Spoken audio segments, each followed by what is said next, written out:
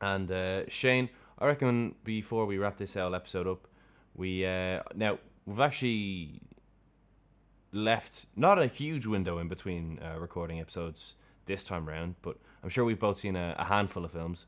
So let's talk about the handful of films that we've watched recently. Yeah, I've not seen too many, but I've been trying to get into Buster Keaton for a while. So I Oh, was nice. like, yeah, I'll check out Sherlock Junior. A very funny film. Yeah, I like that. Some of the stunts in that are like, wow. I mean, fair play to the guy. He's very inventive, very ahead of his time in a way. Ida Lupino, I'm not sure how you pronounce it, but she's the person who directed she's the first ever woman to direct a film noir in America. A film called The Hitchhiker. It's only 71 minutes, so actually I think maybe coming up towards this year's Noirvember, maybe that's something we could potentially check out. But it's really, Mm-hmm. really effective noir. It's about a serial killer hitchhiker who takes two guys, kidnaps them, and yeah, a whole bunch of shenanigans ensue from there. Really effective stuff. She's an actress. Actually, I've seen a couple of her films before. She was in a film with Humphrey Bogart. The name is escaping The me now. name really rings a bell. Yeah, she's good. She's a good actress. Actress, excuse me. Um, she was in High Sierra. That's the film I'm thinking of. That was like Bogart's very first kind of breakout lead role, even before Casablanca. So that's the film that kind of made him a leading man as opposed to a backup player. She's really good in that film. So yeah, fair play Yes, to her. she's in The Adventures of Sherlock Holmes, which I literally watched like Oh, 2 weeks nice. ago. Yeah. Um, oh, well, I saw Naked Gun 33 and a third, which is the third Naked Gun film, the final one starring Leslie Nielsen. Funny stuff. I think it's slightly better than the second. Again, a lot of the jokes haven't aged too well, so you know it is what it is. But some of them are still very, very funny.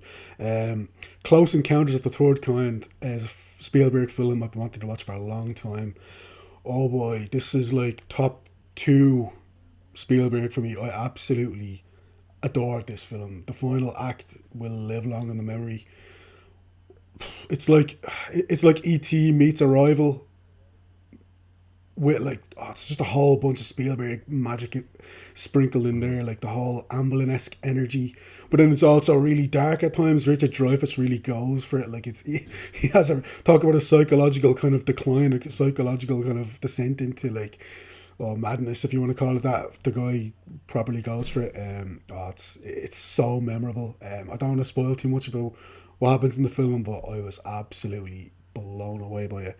Gave it 5 stars. Amazing, amazing movie. Um, and yeah, actually, that's it for movies. I did see Yeah, all I've of seen the very few as well. yeah. I've just checked it. I've only seen three, so Yeah, I have seen the new season of Black Mirror, which are like standalone episodes. Kind of some of them are feature length. Don't worry, I'm not gonna mention all of them.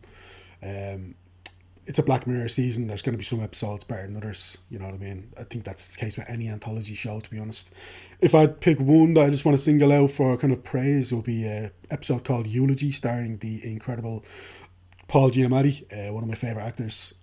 Oh man, this is like nothing else Black Mirror I've done before. So it's about this.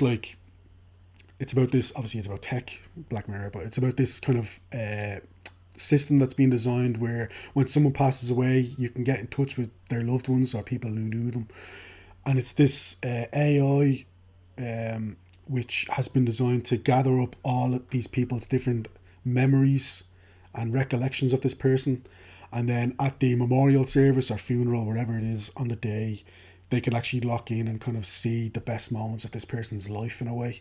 hmm But if that sounds kind of beautiful, it is, but it's also like the episode is about basically a relationship gone wrong, and it's about this guy looking back on his life and all his regrets and stuff. Oh man, it really hit me in the feels towards the end. Paul Giamatti, legend that you are, my friend. So just because I don't think it's quite like anything Black Mirror has done before, I do think it's the strongest episode from this season. If you want to kind of check it out, because Black Mirror is the kind of thing you don't need to watch every single episode. You can just kind of cherry pick certain ones that are of interest to you. So if anyone's into kind of Black Mirror, I would definitely recommend that episode from this new season in particular. What about you, Harry?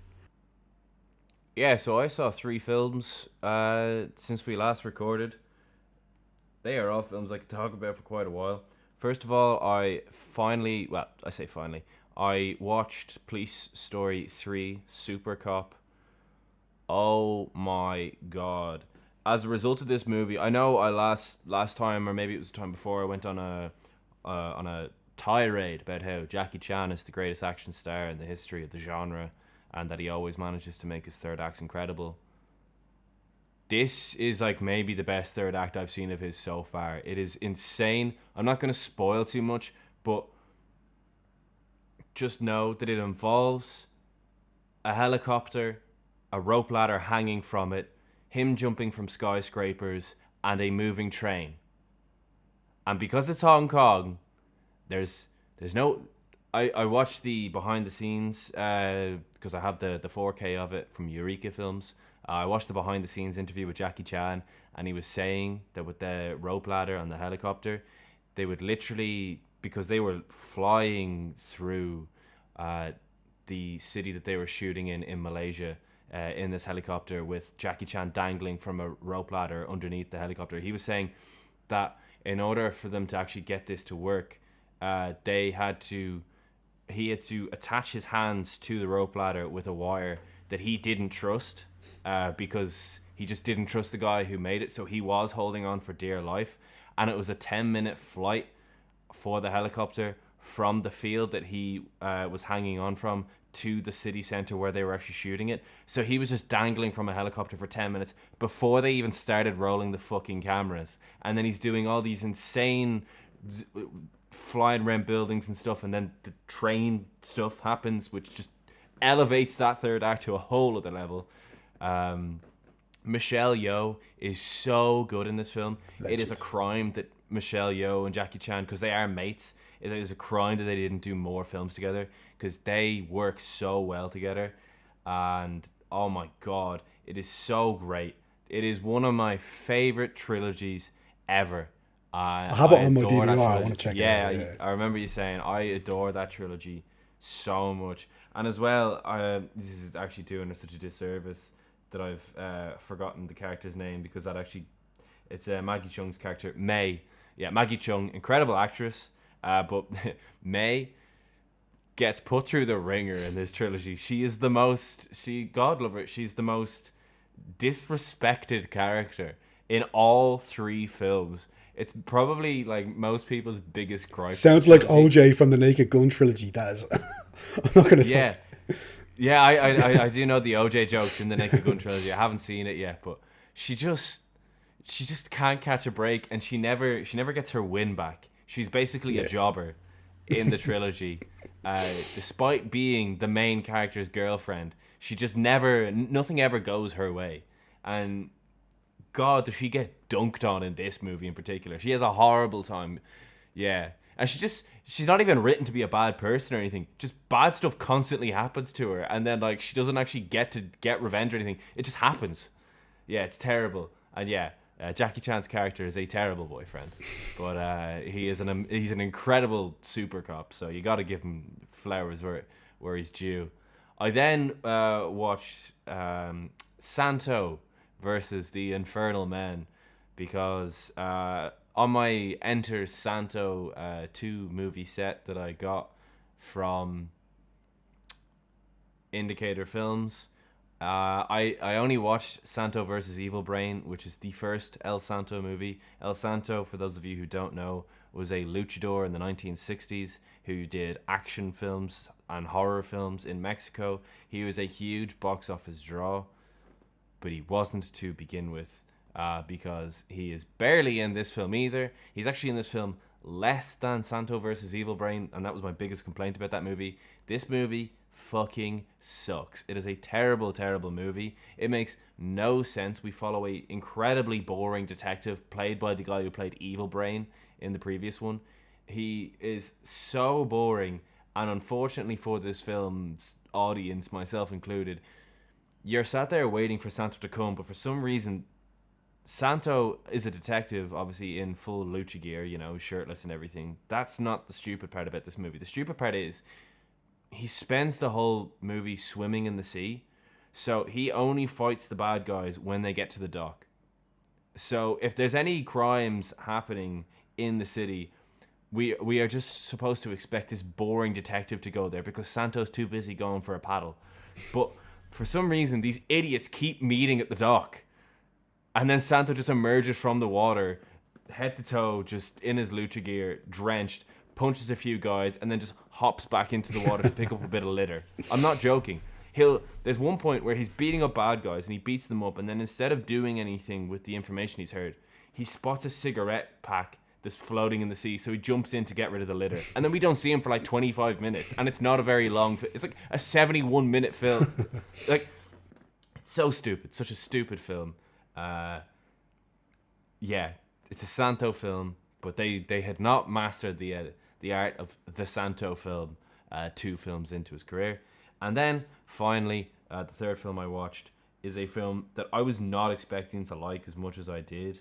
First of all, Brett Ratner is a scumbag, but I thought that the first Rush Hour was a good film. It was dated, but the action was fun, and as irritating in certain scenes as Chris Tucker can be, it's undeniable that him and Jackie Chan definitely had some level of chemistry. Rush Hour 2 is a perfect American action sequel. It builds on the first film. Its set pieces work. The set design is incredible.